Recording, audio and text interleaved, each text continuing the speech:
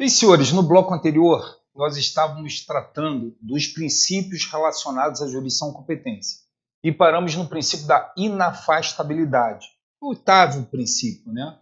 Agora vamos ao princípio da unidade da jurisdição.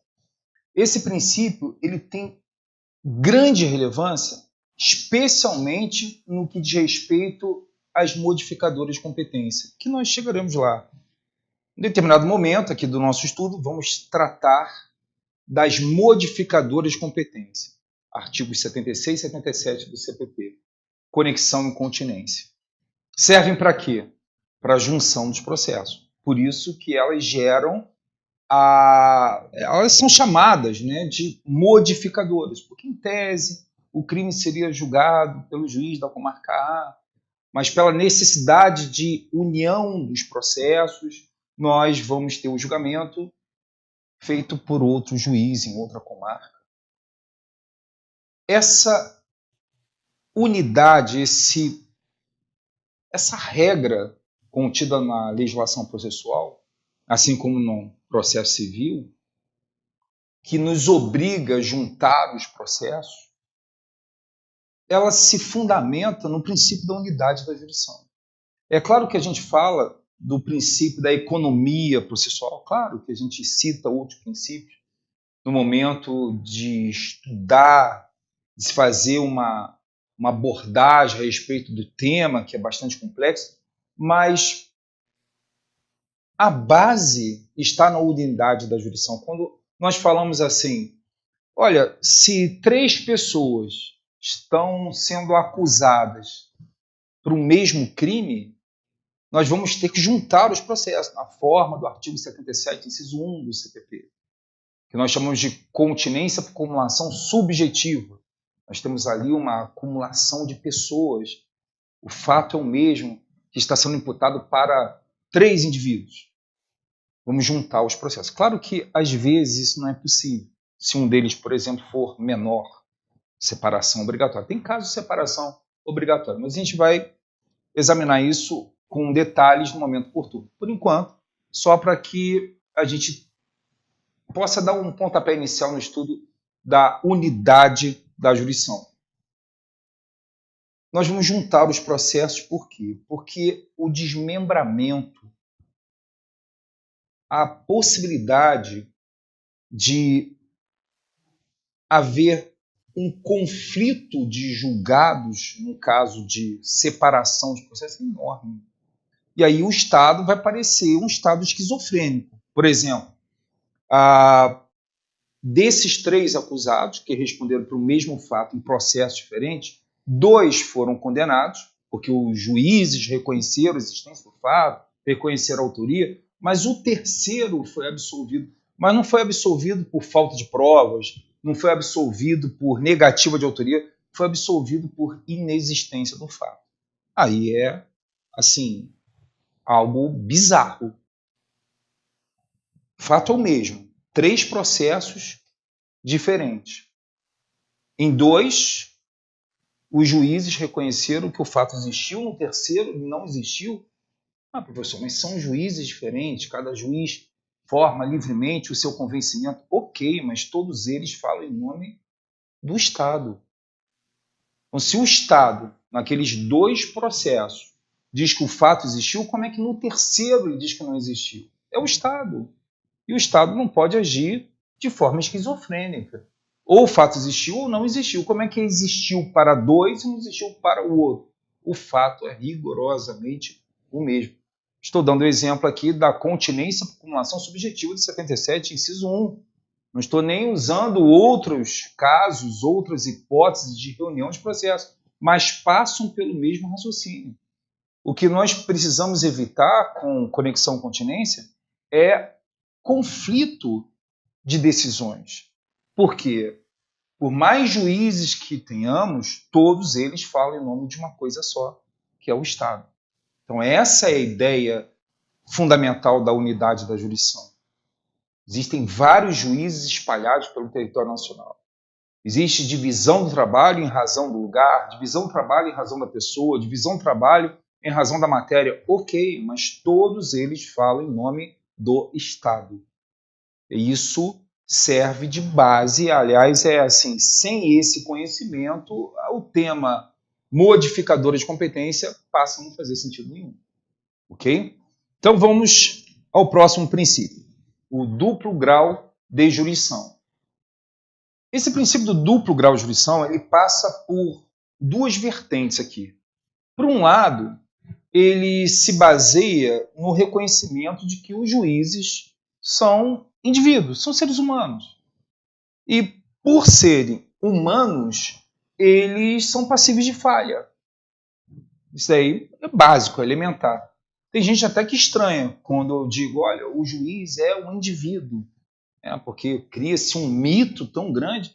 Ele é um servidor público. Ele é passível de falha, mesmo que ele tenha muito conhecimento, muita experiência, mas duvido muito que algum juiz, um magistrado mesmo, ele não admita isso. Talvez um indivíduo cheio de mito em relação ao Poder Judiciário possa até estranhar, mas nenhum magistrado vai estranhar nada disso, de que ele é um indivíduo e que pode cometer falhas. Se ele pode falhar, nós temos que criar mecanismos para o reexame dessas decisões judiciais. Então, quando se fala em duplo grau de jurisdição, se pensa na possibilidade de fazer um reexame das decisões judiciais por um órgão que, em tese, tem mais experiência, mais conhecimento, em tese que eu falo, que vai ser um órgão acima. Nós vamos ter lá, por exemplo, uma decisão de um juiz de primeira instância sendo reexaminada por desembargadores do TJ, do TRF, que, teoricamente, teriam mais experiência, mais conhecimento, e esse órgão colegiado vai debater aquela decisão e vai chegar a uma confirmação, talvez, ou uma modificação. Nós vamos ter aí uma decisão diferente já em segundo grau de jurisdição. Nós podemos ter uma mudança da sorte do acusado, por exemplo, em segundo grau de jurisdição. Então, numa primeira via, nós entendemos assim, de que, olha, é preciso garantir aí que haja um reexame das decisões judiciais, porque os juízes são seres humanos e passíveis de falha. Agora, por um outro lado, também a gente pensa no inconformismo das partes, que é natural. Também é humano isso, que as pessoas não se contentem com a primeira decisão. Por mais incrível que ela seja, por mais exata que ela seja, é natural que o indivíduo fique inconformado. Isso desde pequeno, né? Desde a nossa infância, esse negócio de perder no par o ímpar, depois falar melhor de 3, isso daí já é inerente ao indivíduo. Quantas vezes nós ouvimos pessoas no dia a dia, na prática forense, dizendo: eu fui condenado, mas eu sabia. Como assim você sabia? Porque é uma juíza. O que tem a ver isso de uma juíza? Porque juíza gosta de condenar todo mundo. Se fosse um juiz, eu teria sido absolvido. Mas como foi juíza, pronto, a casa caiu. Isso é uma suposição, né? Um preconceito, algum tipo de...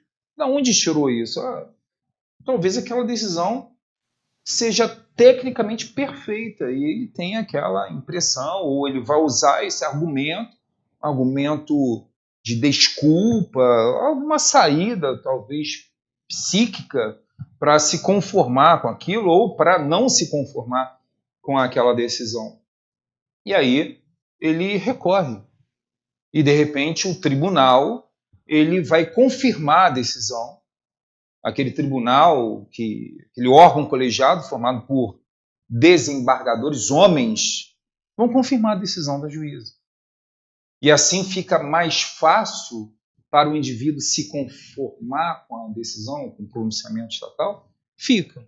Não quer dizer que ele vá se conformar, mas fica mais fácil.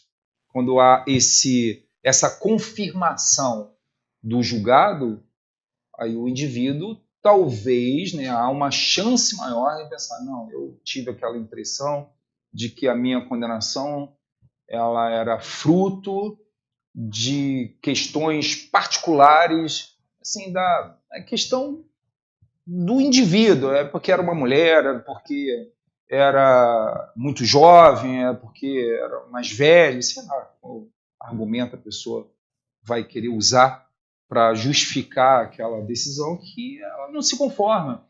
Mas com o pronunciamento do tribunal, quem sabe? Com o acórdão condenatório, quem sabe? Eu digo isso porque tem pessoas que não se conformam nem assim. Olha, os juízes agora, lá os embargadores, aqueles juízes de segundo grau, confirmaram a decisão da juíza. E por unanimidade. E agora? Se ele quiser continuar reclamando, ele vai continuar reclamando. Esse negócio da composição da lide, a pacificação, nem sempre acontece. O indivíduo pode continuar reclamando, dizendo, mas é um corporativismo, deve ser tudo amiguinho. Tá bom, aí ele vai para o STJ. No STJ, talvez seja confirmada a decisão, mas de novo, né? E ele, será que vai se conformar? Será que ele vai aceitar o fechamento daquele processo? Pode ser que sim, pode ser que não, pode ser que ele diga, mas esses ministros não leram o processo. Caramba, não leram? Tá bom, ele vai ao Supremo. Aí no Supremo Tribunal Federal, confirmado, agora ele vai arrumar um jeito de ficar resignado? Talvez. Mas se ele quiser reclamar, continuar reclamando, criar mitos para justificar aquela decisão, ele pode, né? Dizer, esses ministros do Supremo Tribunal Federal, eles não conhecem a matéria. Puxa vida, não conhece a matéria? Então tá bom. Mas uma hora acaba, né? Uma hora acaba. Aí não vai, depois, um órgão acima do Supremo, né? Acabou. Supremo, se errar, vai ser o último a errar, porque não tem um órgão acima. Então, professor, o duplo grau de jurisdição não vai fazer com que o indivíduo fique conformado. Sim, mas facilita. Né? Eu disse que há uma chance maior da parte aceitar aquela decisão. Uma chance maior. Mas se quiser ficar reclamando eternamente, até durante a execução ou até após o cumprimento da pena, ok, isso vai de cada um. Então temos dois lados da moeda. Um primeiro aspecto, nós reconhecemos que os juízes são seres humanos e assim passíveis de falha. Por isso passíveis de falha. E por um outro lado, a gente verifica que é natural que a parte ela tem essa necessidade de pedir uma confirmação. Será que um outro juiz, será que um órgão colegiado vai entender da mesma maneira? Então, é uma busca por uma pacificação social, embora nem sempre aconteça conforme falei. Bem, o princípio da inevitabilidade, esse é o mais fácil de todos, né? O princípio da inevitabilidade. Que significa que as decisões judiciais devem ser cumpridas. Só isso? Só isso. As decisões judiciais devem ser cumpridas. Porque se um indivíduo, mesmo inconformado com a solução apresentada pelo Estado, ele não cumpre essa ordem judicial, ele vai sofrer as consequências. Consequências na esfera civil, consequências na esfera administrativa, consequências na esfera penal, talvez. Ele pode sofrer multa diária, ele pode ter uma obra embargada, ele pode ter aí um processo criminal por desobediência, prevaricação, não sei. Mas ele vai sofrer as consequências pelo descumprimento de uma ordem judicial. Porque as decisões judiciais devem ser cumpridas. Princípio da inevitabilidade, mais tranquilo de todos. Então vamos ao 12º princípio para fechar essa primeira parte do estudo da competência. O princípio da identidade física do juiz, ele é razoavelmente novo, porque ele surgiu no processo penal graças à grande reforma ocorrida em 2008, por um código de 1941. Então, eu posso dizer, é novo esse princípio, porque até então nós não incluímos a identidade física do juiz na lista dos princípios relacionados à jurisdição competência. Nós até vimos em concurso público questões assim, assinale das alternativas abaixo a única que apresenta um princípio que não é relativo ao processo penal. E a resposta era essa, identidade física do juiz. E eles colocavam muito isso em concurso, nas provas múltipla escolha, por quê? Para ver se o aluno confundia o processo civil com o processo penal. Nós dizíamos, olha, isso aqui é um princípio relacionado ao processo civil, mas não diz respeito ao processo penal, porque no processo penal não há identidade física do juiz, há identidade do juízo. Como assim? O processo está naquela vara aqui, não, aquele juízo, né? Dali não vai sair. Salvo surgindo aí uma modificadora de competência por conexão, por continência, mas em respeito ao princípio do juízo natural, está lá e não vai sair. Agora, o juiz pode mudar. Nós não falávamos em identidade do juiz, identidade do juízo. Está naquele juízo, mas o juiz pode mudar. Acontece que essa regra incomodava muito, e com toda a razão, porque o juiz mudando no processo penal, nós poderíamos então ter, e isso acontecia direto, um juiz fazendo a instrução e o outro proferindo sentença.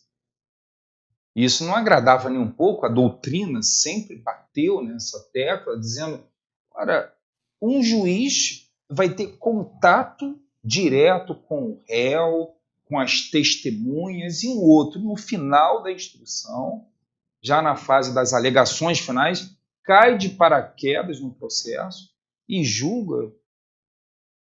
Não tendo participado da instrução, ele vai julgar. Não seria aquele juiz da instrução o mais adequado, o mais preparado para proferir sentença? Apesar de todas as críticas, a regra no Código de Processo Penal era da identidade do juízo. Olha, o juiz não fica vinculado, não. O juiz da instrução não fica vinculado, não. Isso é coisa do processo civil. Processo penal, não. E aí vários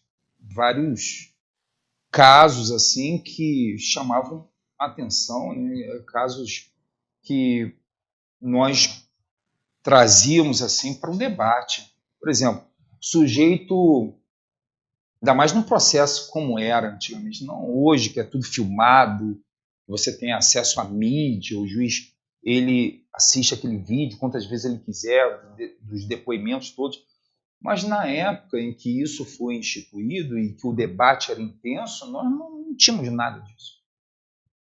O contato do réu com o juiz era ali, pessoalmente, se não participasse. Aquele que não participava da audiência só ia ler o depoimento, que não sabe de nada, que não viu, que não está. Era assim.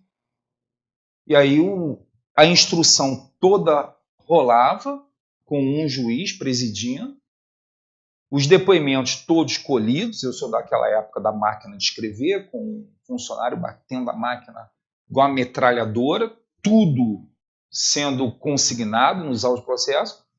Aí depois um outro juiz pegando aquilo lá para dar uma lida e proferir sentença. E não foram raras as vezes que eu ouvi assim, ô doutor,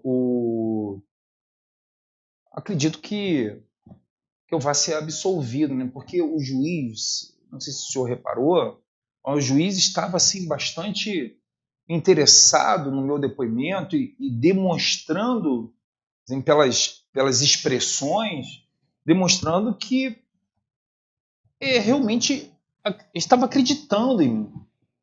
E tudo leva a crer que a sentença será absolutória. Não, você tem razão, o juiz estava bastante simpático à nossa tese, aí depois vinha lá, sentença condenatória. Como assim? Eu fui condenado? Aquele juiz me condenou? Não, foi o outro. Um outro que caía de paraquedas no processo, lia os autos e proferia a sentença. Puxa vida, mas aquele juiz que teve contato direto, aquele juiz, ele não só leu, mas ele ele olhou para mim, porque é importante que a gente perceba não só aquilo que a pessoa diz, mas a forma como ela diz. É importante prestar atenção nisso.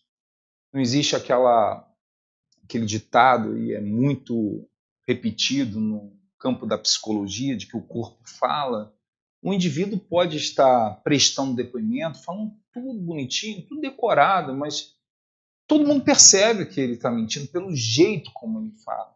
Pela maneira, ele está extremamente nervoso, está extremamente inseguro, e o cara está pálido, lábio roxo. Você está vendo assim, esse cara, ele está contando uma versão que talvez tenha sido decorada, esse cara não viu, não é possível. Assim como o contrário. Às vezes a pessoa fala com tanta precisão, com tanta riqueza, tá? A tranquilidade como a pessoa responde, tudo bem, pode ser um psicopata e tal, mas isso é ponderado. Hoje, claro, muito mais fácil, porque nós temos o vídeo, mas na época não. Na época que se contestava bastante essa identidade do juiz e não do juiz, não era assim que funcionava. E um juiz proferindo sentença sem ter tido contato com as partes, olho no olho, era um absurdo. E aí o legislador, em 2008, ele, com a grande reforma ao Código de Processo Penal, ele inseriu no artigo 399, lá no parágrafo 2º, a identidade física do juiz. Aí passou a ser um princípio relacionado ao processo penal. O juiz que presidiu a instrução irá proferir sentença. O juiz que teve contato direto na produção da prova, com testemunhas, com vítima, com réu, que presidiu a instrução, ele ficará vinculado, ele vai proferir sentença. É claro que tem casos em que isso será impossível. Se o juiz morrer, como é que o juiz vai proferir sentença? E se o juiz se aposentou, nós vamos levar lá para a casa dele, olha, como o senhor presidiu uma instrução, tudo bem, o senhor está aposentado. Não, ele não está mais exercendo poder jurisdicional algum. Se o juiz ele decidiu largar tudo, não quer mais, ele agora quer ser representante do Ministério Público, claro que ele não vai julgar. Tem casos que são impossíveis, mas a regra, a base é essa. Presidiu a instrução, irá proferir sentença. Ok? Esse é o princípio da identidade física do juiz, que fecha aqui o nosso pontapé inicial na matéria, a jurisdição competência. Nesse ponto, né, a gente começa, conforme eu falei no bloco anterior, pelos princípios. No próximo bloco, vamos ao exame da busca, vamos passar à parte principal, que é a busca pelo juiz competente. Como é que nós vamos encontrar o juiz competente para o processo de julgamento? Em respeito ao princípio do juiz natural, ninguém será processado nem sentenciado senão pela autoridade competente. Quem é a autoridade competente? Como é que a gente chega à autoridade competente? Vamos começar a fazer essa análise a partir do bloco seguinte, tá? Até lá.